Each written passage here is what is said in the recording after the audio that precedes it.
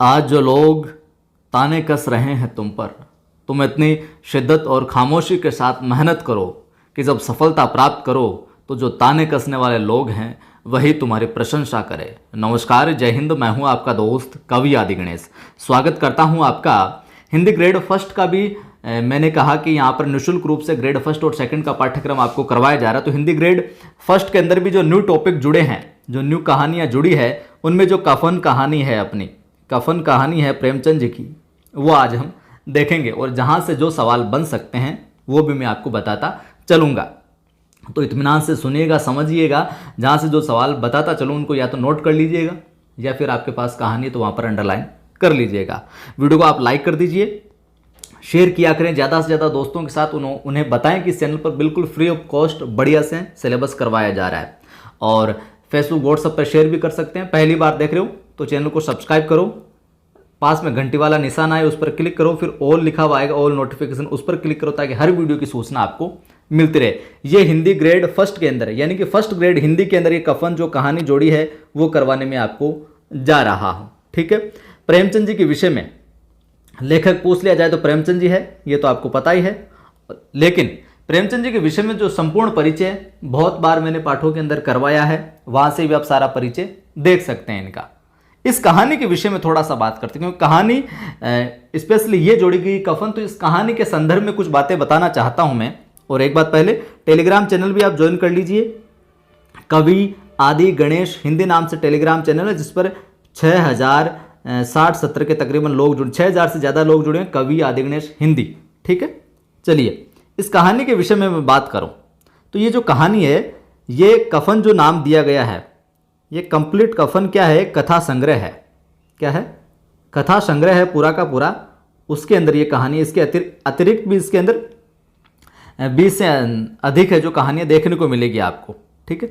और इन सभी इस जो कथा संग्रह है ये कफन, इसके अंदर जितनी भी कहानियाँ हैं उनके अंदर क्या है? मानव मन के जो दृश्य हैं, उसकी जो चेतना के अनेक किनारे हैं, या यूं कहें कि सामाजिक जो कुरीतियाँ हैं, आर्थिक उत्पीड़न जो है, इसकी समस्त जो एक तरीके से कहें कि पूरा जो कलेवर है उत्पीड़न का, सामाजिक कुरीतियों का, वो यहाँ पर है जो देखने को मिलता है, उसको उधेड़ते हुआ मिलती है इनके कथा संग्रह के अंदर, इस कफन के अंदर। वही हम बात करें तो कफन कहानी प्रेमचंद की जितनी भी कहानियाँ हैं उनसे सबसे क्या है? बिल्कुल भिन्न है। भिन्न इसलिए है क्योंकि प्रेमचंद के संबंध में जो पूर्ववर्ती जो धारणा बनी हुई थी कि ये तो एक ही ट्रेडिशन की कहानियाँ लिखते हैं, लेकिन ऐसा नहीं है। इस कहानी के अंदर आधुनिकता के सारे मुद्दे हैं जो आपको देखने को मिलेंगे। यह यूं कहें, यह आधुनिकता बोध की पहली कहानी है। इस कहानी को, कफन कहानी को हम कह सकते हैं ये आधुनिकता के बोध की क्या है? प्रथम कहानी भी हम इसको कह सकते हैं। इसी कारण से कुछ विद्वानों ने इस कहानी के विषय में और इनके विषय में कुछ कथन कहे हैं, वो आप सुनिए और नोट करना चाहे तो नोट भी कर लीजिएगा। क्या कहा है? डॉक्टर इंद्रनाथ मदान साहब कहते हैं इनके विषय में, इस कहानी के विषय में, कि कहानी जिस सत्य को उजागर करती है वह जीवन के तथ्य से मेल नहीं खाता। कफन प्रेमचंद की जिंदगी के उस बिंदु से जुड़ी हुई कहानी है जिसके आगे कोई बिंदु नहीं होता। ये कथन है इंद्रनाथ मदान का इस कहानी के विषय में। वहीं जो अपने बच्चन साहब हैं, बच्चन साहब कौन? अमिताभ बच्चन नहीं, डॉक्टर बच्चन सिंह, वो कहते हैं यह उनके जीवन का ही कफन नहीं सिद्ध हुई। ये अंतिम कहानी भी मानी जाती है इनकी। बच्चन सिंह कहते हैं इस कहानी के विषय में, प्रेमचंद के विषय में, कि यह जो कहानी है कफन, यह उनके जीवन का ही कफन नहीं सिद्ध हुई, बल्कि उनके संचित आदर्शों, मूल्यों, आस्थाओं और विश्वासों का भी कफन है जो सिद्ध हुई। ठीक है। परमानंद श्रीवास्तव भी कहते हैं कफन हिंदी की सर्वप्रथम नई कहानी है। वह पूर्णतः आधुनिक है क्योंकि उसमें न तो प्रेमचंद का जाना पहचाना आदर्शोन्मुख यथार्थवाद है, न कथानक संबंधी पूर्ववर्ती धारणा है, न गढ़े गढ़ाए इंस्टॉलमेंट जैसे पात्र हैं, न कोई परिणति, न चरम सीमा, न छिछली भावुकता और न अतिरंजना और न कोई सीधा संप्रेष्य वस्तु। वह लेखक के बदले हुए दृष्टिकोण की कहानी की बदलती हुई संरचना का ठोस उदाहरण है। यानी कि जिस प्रकार की कहानी ये रचा करते थे प्रेमचंद, उसके विपरीत इन्होंने है जो यहाँ पर काम किया। ठीक है। अब इस कहानी में आप जैसे जैसे आगे बढ़ेंगे, हम पूरा डिटेल से इसको जब पढ़ेंगे कफन कहानी को तब जानोगे इस कहानी के अंदर और क्या क्या चीज़ है। देखिए थोड़ा सा ब्रीफ में बता दूं, इस कहानी में मुख्य रूप से जो पात्र हैं, एक तो घिसू है, वो परिवार का क्या है, मुखिया, और परिवार में कुल 3 सदस्य हैं। ये घिसू परिवार का क्या है, मुखिया है। आगे हम देखेंगे तो पता चल जाएगा। पात्रों से संबंधित सवाल जरूर बनेगा यहाँ से। पुत्र है एक तो माधव और बहू है बुधिया, ठीक है। और माधव एक तरीके से आलसी है, कामचोर है। जो घिसू प्रमुख पात्र हैं, घिसू और माधव आलसी और कामचोर यहाँ पर देखने को आपको मिलेंगे। चलिए कहानी प्रारंभ करते हैं। वीडियो को लाइक शेयर नहीं किया आपने अभी तो कर दीजिए आप। कि झोंपड़े के द्वार पर बाप और बेटा दोनों एक बुझे हुए अलाव के सामने चुपचाप बैठे हुए हैं। बाप और बेटा झोंपड़े के द्वार पर, और अंदर बेटे की जवान बीवी बुधिया प्रसव वेदना से पछाड़ खा रही थी, पीड़ा के अंदर करहा रही थी। रह रहकर उसके मुंह से ऐसी दिल हिला देने वाली आवाज़ निकलती थी कि दोनों कलेजा थाम लेते थे। जाड़ों की रात थी, प्रकृति सन्नाटे में डूबी हुई, सारा गांव अंधकार में लय हो गया था, डूब गया था।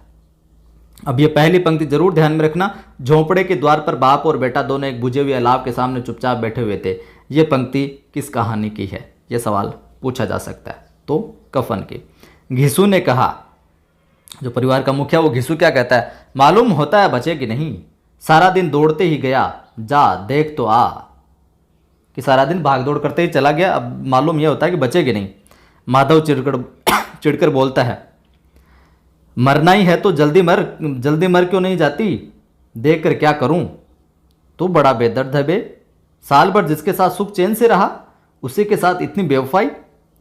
तो मुझसे तो उसका तड़पना और हाथ पांव पटकना है जो नहीं देखा जाता। ये घिसू और माधव के अंदर है जो संवाद चल रहा है। चमारों का कुनबा था और सारे गांव में बदनाम। घिसू एक दिन काम करता तो 3 दिन आराम। ये पूछ लिया जाए कि एक दिन काम करता, स्पेस दे दिए यहाँ पर, सवाल बन गया स्पेस। एक दिन काम करता 3 दिन आराम करता, कौन, घिसू माधव, इस तरीके से। तो ये किसके लिए है, घिसू के लिए। घिसू एक दिन काम करता तो 3 दिन आराम, और माधव तो इतना कामचोर था कि आधे घंटे काम करता तो घंटे भर है जो चिलम पीता। आधे घंटे काम करता तो घंटे भर चिलम पीता, कौन, माधव, घिसू, दोनों या कोई नहीं। इस तरीके से सवाल यहाँ से बनाया जा सकता है, ध्यान में रखिएगा। तो माधव क्या करता, वो तो इतना आलसी कामचोर था, आधे घंटे काम करता तो घंटे भर तक चिलम है जो फूंकता रहता।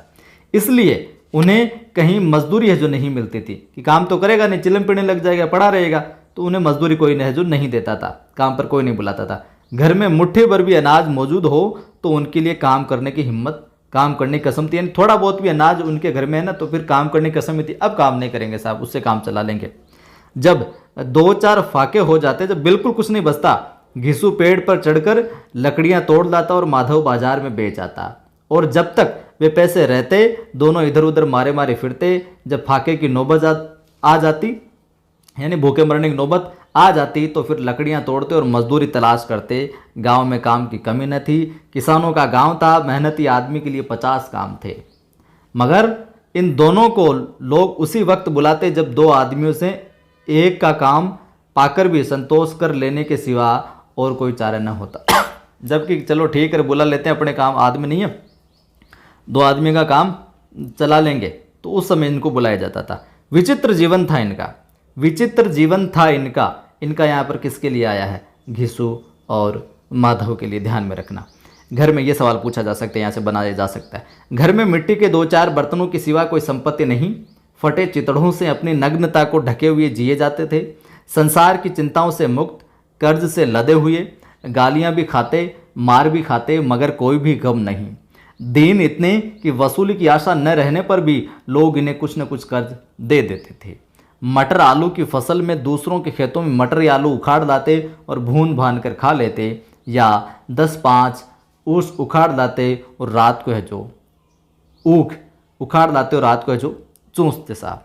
घिसू ने आकाश वृत्ति से 60 साल की उम्र काट दी और माधव भी सपूत बेटे की तरफ बाप ही के पद चिन्हों पर है जो चल रहा था। तो घिसू कौन है यहाँ पर, पिता, जैसे कि मैंने आपको पहले ही बता दिया, और माधव साहब क्या है, पुत्र हैं। तो आकाश वृत्ति 60 साल की उम्र काट दी, यानी अब उम्र पूछ लिया जाए घिसू की तो 60 है जो आपको तकरीबन ध्यान रखनी है। बल्कि उसका नाम का भी उजागर कर रहा था, नाम और भी उजागर कर रहा था। इस वक्त भी दोनों अलाव के सामने बैठकर आलू भून रहे थे, जो कि किसी के खेत से हैं जो खोद लाए थे। जैसे कि मैंने प्रारंभ में कहा परिचय में, जो प्रेमचंद जी जितनी भी कहानियाँ लिखी है उनकी विपरीत बिल्कुल विपरीत है। इस तरह की कहानियाँ उन्होंने नहीं लिखी है। ठीक है। घीसू की स्त्री का तो बहुत दिन हुए देहांत हो गया था। माधव का ब्याह पिछले साल हुआ था। जब से ये औरत आई थी उसने इस खानदान में व्यवस्था की जो नींव डाली थी। उसने इस खानदान में व्यवस्था की नींव डाली थी। बहुत अच्छा सवाल बन सकता है, उसने किसने? बहू ने, माधव की बीवी ने। ठीक है। पिसाई करके या घास सील कर वह शेर भर आटे का इंतजाम कर लेती थी और इन दोनों बेगैरतों का दोजख है जो भरती रहती थी पेट। जब से वह आई ये दोनों और भी आलसी और आराम तलब हो गए, और आलसी हो गए उसके आते ही। बल्कि कुछ अकड़ने भी है जो लगे थे। कोई कार्य करने को बुलाता तो निर्व्याज भाव से दुगुनी मजदूरी मांगते कि साहब दुगुना पैसा लगेंगे, हाथ हो जाएंगे। वहीं औरत आज प्रसव वेदना से मर रही थी।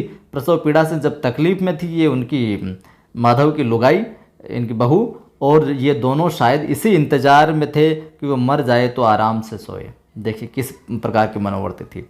घीसू ने आलू निकाल कर छीलते हुए कहा, जाकर देख तो क्या दशा है उसकी।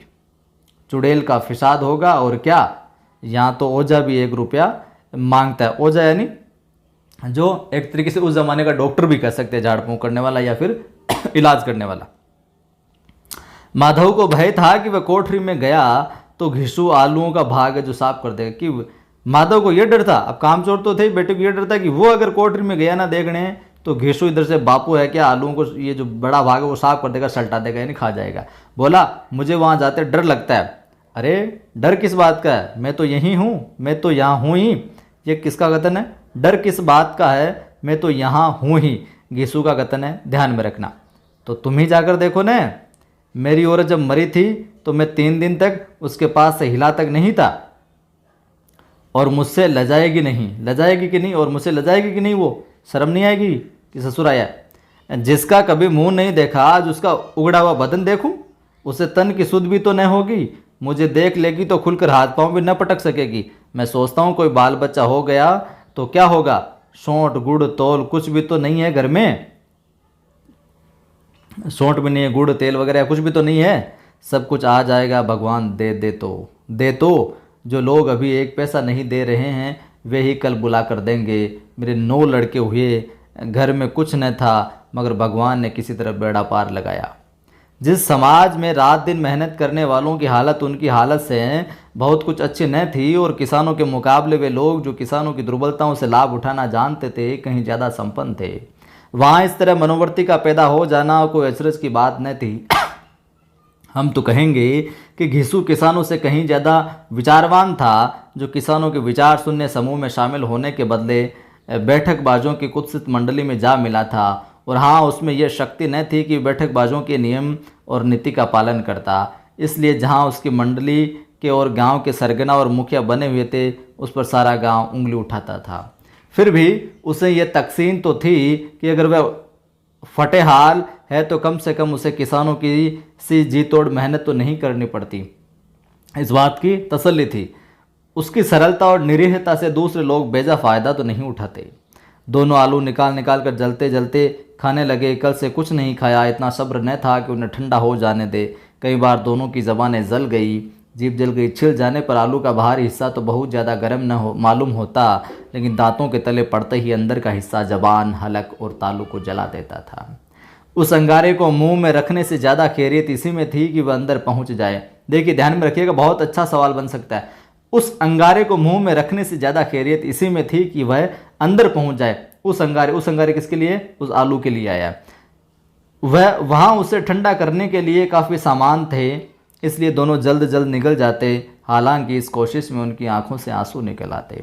घीसू को उस वक्त ठाकुर की बारात याद आई जिसमें 20 साल पहले वह गया था। उस दावत में उसे जो तृप्ति मिली थी वह उसके जीवन में एक याद रखने लायक बात थी, और आज भी उसकी याद ताज़ा थी।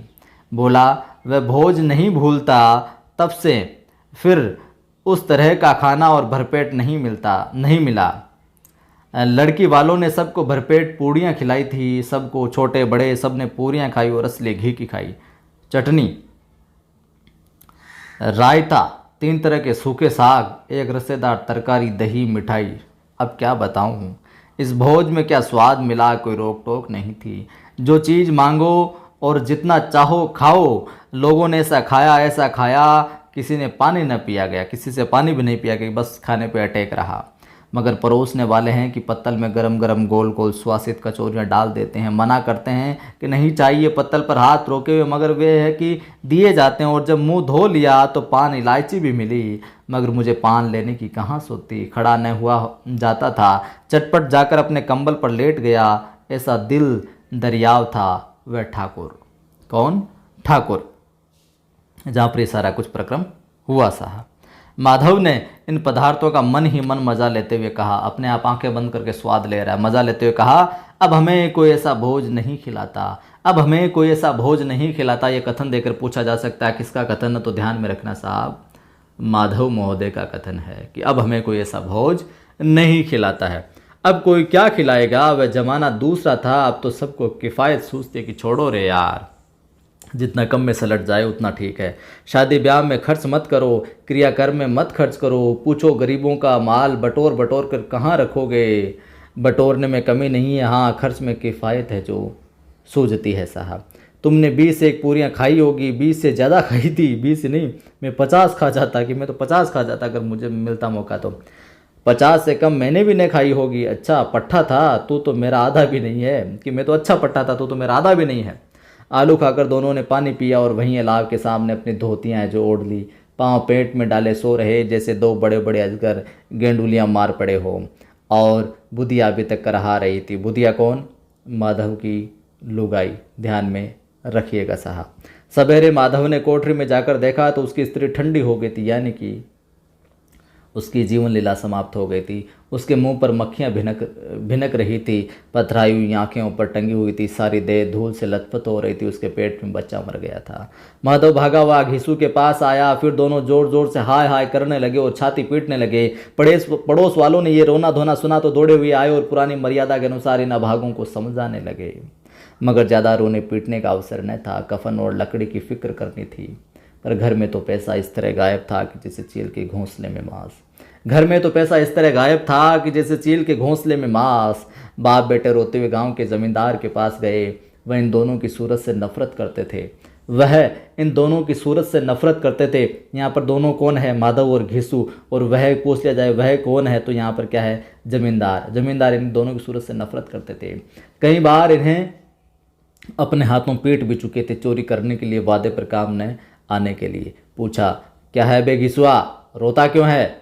अब तो तू कहीं दिखाई भी नहीं देता, मालूम होता है इस गांव में रहना नहीं चाहता। घिसू ने जमीन पर सिर रखकर आंखों में आंसू भरे हुए कहा, सरकार बड़ी विपत्ति में हूँ। माधव की घरवाली रात को गुजर गई, रात भर तड़पती रही सरकार। हम दोनों उसके सिरहाने बैठे रहे, दवा दारू जो कुछ हो सका सब कुछ किया। मुद्दा वह हमें दगा दे गई, यानी कि जीवन लीला समाप्त हो गई, छोड़ गई। अब कोई एक रोटी देने वाला भी नहीं रहा। मालिक तबाह हो गए, घर उजड़ गया। आपका गुलाम हूँ, आपके सिवा कौन उसकी मिट्टी उठेगी? आपके सिवा किसके द्वार पर जाऊं? जमींदार साहब दयालु थे, मगर घिसू पर दया करना काले कंबल पर रंग चढ़ाना था। किस पर दया करना? काले कंबल पर रंग चढ़ाना था, घिसू पर। ध्यान में रखना, यह सवाल पूछा जा सकता है इस कहानी के अकॉर्डिंग। जी में तो आया, कह दे चल दूर हो यहाँ से, यूँ तो बुलाने से भी नहीं आता। आज जब गरज पड़ी, जब ज़रूरत थी तो आकर खुशामद कर रहा है। हरामखोर कहीं का बदमाश, लेकिन ये क्रोध या दंड का अवसर न था। जेब में कुड़ते हुए 2 रुपये निकाल कर फेंक दिए। किसने? जमींदार ने। मगर सांत्वना का एक भी शब्द मुंह से न निकला, उसकी तरफ ताका भी नहीं, जैसे सिर का बोझ उतारा हो। जब जमींदार साहब ने 2 रुपये दिए तो पूछा जाए जमींदार साहब ने कितने रुपए दिए? 2 रुपये। तो गांव के बनिए महाजनों को इनकार का साहस कैसे होता? घिसू जमींदार के नाम का ढिंडोरा भी पीटना खूब जानता था। किसी ने 2 आने दिए, किसी ने 4 आने। 1 घंटे में घिसू के पास 5 रुपये की अच्छी रकम जमा हो गई थी। कहीं से अनाज मिल गया, कहीं से लकड़ी। आज दोपहर घिसू और माधव बाजार से कफन लाने लगे, इधर लोग बांस काटने लगे। गांव की नरम दिल स्त्रियां आकर लाश को देखती और उनकी बेकसी पर 2 बूंद आंसू गिराकर चली जाती थी। कैसा बुरा रिवाज है कि जैसे जिसे जीते जी तन ढांकने को चिथड़ा भी न मिले, उसे मरने पर कफन चाहिए। कफन लाश के साथ जल ही तो जाता है, और क्या रखा रहता है, और क्या रखा रहता है। यही 5 रुपये पहले मिलते तो कुछ दवा दारू कर लेते। दोनों एक दूसरे के मन की बात ताड़ रहे थे। बाजार में इधर उधर घूमते रहे। कभी इस बाजार की दुकान पर गए, कभी उसकी दुकान पर। तरह तरह के कपड़े, रेशमी और सूते देखे, मगर कुछ जचा नहीं। यहाँ तक कि शाम हो गई, तब दोनों न जाने किस देवी प्रेरणा से एक मधुशाला के सामने जा पहुँचे। वही मधुशाला सोमरस वाली। जैसे किसी पूर्व निश्चित योजना से अंदर चले गए। वहाँ जरा देर तक दोनों असमंजस में खड़े रहे। फिर घिसू ने गद्दी के सामने जाकर कहा, साहू जी एक बोतल हमें भी देना। इसके बाद कुछ चखना जिसे बोलते हैं, तली हुई मछली आई और दोनों बरामदे में बैठकर शांतिपूर्वक पीने लगे। कई गुज्जियाँ ताबड़तोड़ पीने के बाद दोनों सरूर में आ गए। घिसू बोला, कफन लाने से क्या मिलता है, आखिर जल ही तो जाता, कुछ बहू के साथ तो न जाता। माधव कहता, माधव आसमान की तरफ देखकर बोला, मानो देवताओं को अपनी निष्पापता का साक्षी बना रहा हो। दुनिया का दस्तूर है, नहीं लोग बामनों को हजारों रुपए क्यों दे देते हैं। कौन देखता है परलोक में मिलता है या फिर नहीं। बड़े आदमियों के पास धन है, चाहे फूंके, हमारे पास फूंकने को क्या है। लेकिन लोगों को जवाब क्या दोगे, लोग पूछेंगे नहीं कफन कहाँ है। कहते हैं कि लोग पूछेंगे नहीं कफन कहाँ है। घिसू हंसता है सा उसे अबे कह देंगे। माधव कहता है, लेकिन लोगों को जवाब क्या दोगे, लोग पूछेंगे नहीं कफन कहाँ है। माधव का कथन है, ध्यान में रखिएगा। तब घिसू कहता है कि अबे कह देंगे। रुपए कमर से खिसक गए, यानी गिर गए। बहुत ढूंढा, मिले नहीं। लोगों को विश्वास तो न आएगा, लेकिन फिर वही रुपए है जो दे देंगे। माधव भी हंसा इस अनपेक्षित सौभाग्य पर। बोला, बड़ी अच्छी थी बेचारी, मरी तो भी खूब खिला पिला कर, उसकी वजह से पैसा है इसलिए। बड़ी अच्छी थी बेचारी। कौन? अपने जो माधव की लुगाई थी, पत्नी थी वो। अभी बोतल से ज़्यादा उड़ गई। घिसू ने 2 सेर पूरियाँ मंगाई, चटनी, अचार, कलेजियाँ। शराब खाने के सामने ही दुकान थी। माधव लपक कर 2 पतलों में सारा सामान ले आया। पूरा 1.5 रुपये और खर्च हो गया, सिर्फ थोड़े से पैसे बचे हैं। तो ये सामान लाने में कितने रुपए? 2 पतलों सामान पूरा 1.5 रुपये और खर्च हो गया। 2 सेर पूरियाँ, चटनी, अचार, कलेजियाँ, ये लाने में कितने रुपए? पूरा 1.5 रुपया खर्च हो गया, पूछा जा सकता है। दोनों इस वक्त शांत से बैठे हुए पूरियाँ खा रहे थे, जैसे जंगल में कोई शेर अपना शिकार उड़ा रहा हो। न जवाबदेही का खौफ था कि जवाब क्या देंगे, न बदनामी की फिक्र थी कि बदनाम हो जाएंगे, क्या लेने गए थे, क्या करने लगे तुम। इन भावनाओं को उन्होंने बहुत पहले ही जो जीत लिया था। घिसू दार्शनिक भाव से बोला, चिंतक के भाव से बोला, हमारी आत्मा प्रसन्न हो रही है तो क्या उससे पुण्य न होगा। ध्यान में रखिए, घिसू का कथन है कि हमारी आत्मा प्रसन्न हो रही है तो क्या उससे पुण्य न होगा, यानी कि उस माधव की पत्नी को, बहू को, इनके, उसको पुण्य नहीं मिलेगा। माधव ने श्रद्धा से सिर झुकाकर तस्दीक की, जरूर से जरूर होगा, बिल्कुल मिलेगा, सहमति जताई। भगवान तुम अंतर्यामी हो, उसे बैकुंठ ले जाना, हम दोनों हृदय से आशीर्वाद दे रहे हैं। आज जो भोजन मिला वह कभी उम्र भर न मिला था। एक क्षण के बाद माधव के मन में एक शंका जागी। बोला क्यों दादा हम लोग भी एक न दिन वहाँ जाएंगे ही। घिसू ने इस भोले भाले सवाल का कुछ उत्तर न दिया। वह परलोक की बातें सोचकर इस आनंद में बाधा न डालना चाहता था। जो वहाँ वह हम लोगों से पूछे कि तुमने कफन क्यों नहीं दिया तो क्या कहेंगे तुम्हारा सिर पूछेगी तो जरूर। तू जानता है कि उसे कफन नहीं मिलेगा। तू मुझे ऐसा गधा समझता है? 60 साल क्या दुनिया में घास खोदता रहा हूँ, उसको कफन मिलेगा और इससे बहुत अच्छा मिलेगा। माधव को विश्वास न आया। बोला कौन देगा? रुपए तो तुमने चट कर दिए, वह तो मुझसे पूछेगी। उसकी मांग में सिंदूर तो मैंने ही डाला था, यानी कि माधव बोल रहा है। घिसू गर्म होकर बोलता, मैं कहता हूँ उसे कफन मिलेगा तो मानता क्यों नहीं? कौन देगा, बताते क्यों नहीं? फिर वही लोग देंगे जिन्होंने इस बार दिया है। हाँ, अब की बार रुपए हमारे हाथ ना आएंगे, कि अब की बार रुपए नहीं आएंगे, वो खुद है जो कफन दे देंगे, जिन्होंने लोगों ने हमें पैसे दिए। जो अंधेरा बढ़ता था और सितारों की चमक तेज होती थी, मधुशाला की रौनक भी बढ़ती जाती। कोई गाता था, कोई डिंग मारता, कोई अपने संगी के गले लिपटा जाता, कोई अपने दोस्त के मुंह से कुल्लड़ लगाए देता था। वहाँ के वातावरण में सरूर था, हवा में नशा था। कितने तो यहाँ आकर एक चुल्लू में मस्त हो जाते। शराब से ज़्यादा वहाँ की हवा उन पर नशा करती थी। जीवन की बाधाएं खींच लेती थी और कुछ देर के लिए भूल जाते थे कि वे जीते हैं या मरते हैं, या न जीते हैं या न मरते हैं। ज़िंदगी में क्या चल रहा है सब भूल जाते थे। और ये दोनों बाप बेटा अब भी मज़े ले लेकर चुस्कियाँ ले रहे थे। सबकी निगाहें इनकी ओर जमी हुई थी। दोनों कितने भाग्य के बली हैं, पूरी बोतल बीच में है। भरपेट खाकर माधव ने बची हुई पूरियों का पत्तल उठाकर एक भिखारी को दे दिया, जो खड़ा इनकी ओर भूखी आंखों से देख रहा था। और देने के गौरव, आनंद और उल्लास उसने अपने जीवन में पहली बार अनुभव किया। घिसू ने कहा, ले जा, खूब खा और आशीर्वाद दे। जिसकी कमाई है वह तो मर गई, पर तेरा आशीर्वाद उसे ज़रूर पहुँचेगा। रोए रोए से आशीर्वाद दे, बड़ी गाड़ी कमाई के पैसे हैं। माधव ने फिर आसमान की तरफ देखकर कहा, वह बैकुंठ में जाएगी दादा, वह बैकुंठ की रानी बनेगी। वह बैकुंठ की रानी बनेगी। किसका कथन है? माधव का कथन है। और वहाँ पर वह कौन है? जो माधव की पत्नी है, उसके लिए आया है। यीशु खड़ा हो गया और जैसे उल्लास की लहरों में तैरता हुआ बोला, हाँ बेटा बैकुंठ में जाएगी। किसी को सताए नहीं, किसी को दबाए नहीं। मरते मरते हमारी ज़िंदगी को सबसे बड़ी लालसा पूरी कर गई, वह न बैकुंठ में जाएगी। तो क्या ये मोटे मोटे लोग जाएंगे जो गरीबों को दोनों हाथों से लूटते हैं और अपने पाप को धोने के लिए गंगा में नहाते हैं और मंदिरों में जो जल चढ़ाते हैं? कटाक्ष भी किया गया कहानी में। श्रद्धालु का ये रंग तुरंत ही बदल गया। अस्थिरता, नशे की खासियत, दुख और निराशा का दौर हुआ। माधव बोला, मगर दादा बेचारी ने जिंदगी में बड़ा दुख भोगा, कितना दुख झेल कर मरी। वह आंखों पर हाथ रखकर रोने लगा, चीखें मार मार कर। यीशु ने समझाया, क्यों रोता है बेटा, खुश हो कि वह माया जाल से मुक्त हो गई। ये बड़ा दार्शनिक था, बड़ा चिंतक बन रहा था। जंजाल से छूट गई, बड़ी भाग्यवान थी जो इतनी जल्द माया मोह के बंधन है जो तोड़ दिए उसने। और दोनों खड़े होकर गाने लगे, ठगिनी क्यों नैना झमकावे ठगिनी, ठगिनी क्यों नैना झमकावे ठगिनी। पियक्कड़ों की आंखें इनकी ओर लगी हुई थी और ये दोनों अपने दिल में मस्त गाते जा रहे थे। फिर दोनों नाचने लगे, उछले भी, कूदे भी, गिरे भी, मटके भी, भाव भी बनाए, अभिनय भी किया। आखिर नशे से मदमस्त होकर वहीं गिर पड़े। आखिर नशे से मदमस्त होकर वहीं है जो गिर पड़े। तो ये थी साहब कफन कहानी। और जहाँ से जो सवाल बन सकते थे, जो महत्वपूर्ण कथन है, एक बार और सुनोगे आप, पढ़ोगे तो आपको और समझ आ जाएगा। अच्छी लगी कहानी तो कमेंट करके ज़रूर बताइएगा। वीडियो को लाइक नहीं किया तो ज़रूर लाइक करना है आपको। सभी दोस्तों को ज़रूर शेयर करना है ताकि वो भी ये सुनकर, ये पढ़कर है जो लाभ प्राप्त कर सकें। फेसबुक व्हाट्सएप पर स्टेटस भी लगाएं कि यहाँ पर ग्रेड 1 और 2 का निःशुल्क रूप से पाठ्यक्रम करवाया जा रहा है। और चैनल पर पहली बार देख रहे हैं, चैनल को सब्सक्राइब कर बेल आइकन क्लिक करो, ऑल नोटिफिकेशन पर क्लिक करो ताकि हर वीडियो की सूचना मिलती रहे। टेलीग्राम चैनल का लिंक डिस्क्रिप्शन में मिल जाएगा। कवि आदि गणेश हिंदी नाम से टेलीग्राम चैनल है जिस पर 6000 से ज़्यादा लोग हैं जो जुड़े हुए हैं। जय हिंद।